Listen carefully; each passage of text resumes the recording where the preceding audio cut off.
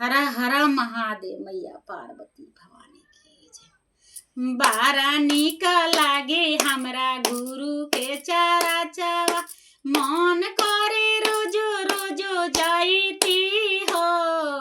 हरा निका लागे हमरा गुरु के चारा चावा, मन करे रोजो रोजो जाईती हो।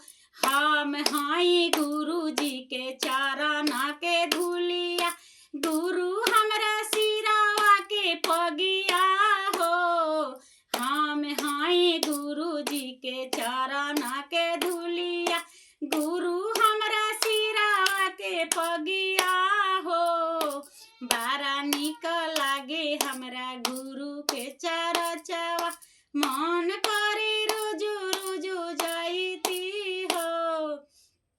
माथावा पर शोभे गुरु के बरे बरे जाटवा, जाटवा में गंगा जी के धारावा हो।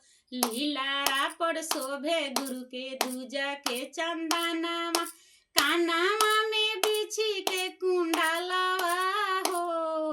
गालावा में शोभे गुरु के सरफ के मालावा, हाथावा में तेरा सुलडा मरुआ हो। आंगावा में शोभे गुरु के भभूति रमावल, डारावा में मिरिगा के छलवा हो। पैर में शोभे गुरु के झुनु की खरौआ, एरिया में फटल बियारवा हो। बगल में शोभे गुरु के पार्वती मैया, गोदिया में गणपत ललनवा हो।